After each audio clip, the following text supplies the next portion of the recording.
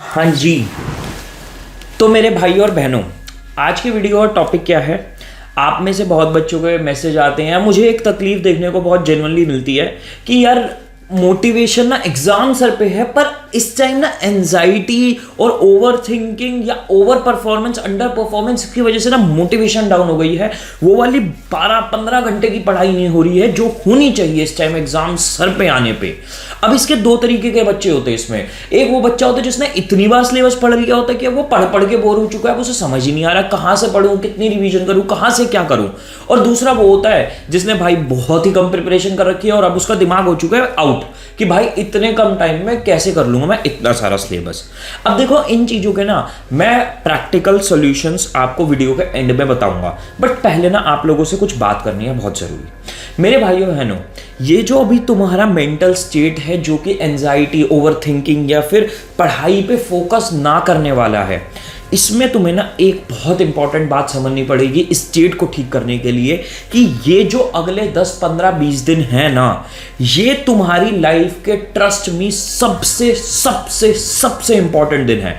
जो तुमने ये बात दिमाग में बिठा ली ना, तुम्हारे पास फोकस और पर्सपेक्टिव आएगा। यार जब मैं 12th में था ना, दिसंबर में आके मैंने दिसंबर तक बहुत कम पढ़ाई करी हुई थी, पर दिसंबर में आके ना दिमाग में एक चीज फिट हो गई थी, भाई अब मैं कोई फंक्शन, अब मैं कोई बर्थडे सेलिब्रेशन, अब मैं कोई घुमाई फिराई कुछ नहीं करूंगा, क्योंकि ये अगले 2-3 महीने ना मेरी लाइफ डिसाइड करने वाले हैं। ये चीज का आभास और एनलाइटनमेंट मुझे उस टाइम तक हो गई थी, पर अभी भी बहुत लेट नहीं हुआ है। अगर तुम आज भी इस चीज को समझ जाओ और अपने दिमाग में बिठा लो ना कि ये स्कोर तुम्हारी लाइफ का बहुत इंपॉर्टेंट स्कोर होने वाला है, तुम आज 10-15 घंटे पढ़ना स्टार्ट कर सकते हो और तुम्हारा काम बन जाएगा। ये जो तुम्हें सब कुछ समझाने में लगे पड़े हैं ना, बहुत इन्फ्लुएंसर्स, बहुत लोग उछल उछल के कहते हैं कि भाई मार्क्स इंपॉर्टेंट नहीं होते, मार्क्स से कुछ नहीं होता, रियल लाइफ में मैंने देखो मैंने क्या कर दिया, मैं तो फेलियर था। भाई वो एक्सेप्शनल केसेस है। डेटा और स्टैटिस्टिक्स जो कि मैंने इस चैनल पे कई कई बारी शेयर करी हैं, उन पे जाओगे तो तुम्हें क्लियर इंडिकेशन मिलेगा कि भाई अच्छे मार्क्स और अच्छे कॉलेज आपको करियर में बूस्ट देने में बहुत हेल्प करते हैं। मैं आज तक पछता रहा हूं कि मेरी 12th में परसेंटेज अच्छी होने के बावजूद मैं अपनी अंडर ग्रेजुएशन में अच्छी परसेंटेज नहीं लेके आया, जिसकी वजह से मुझे आई एम अहमदाबाद और बैंगलोर में मिला था, आई एम कैलकाटा मिला था, क्योंकि मेरे अंडर ग्रेजुएशन, मेरे कॉलेज में मार्क्स थोड़े से कम थे, मैंने थोड़ी कम पढ़ाई करी थी।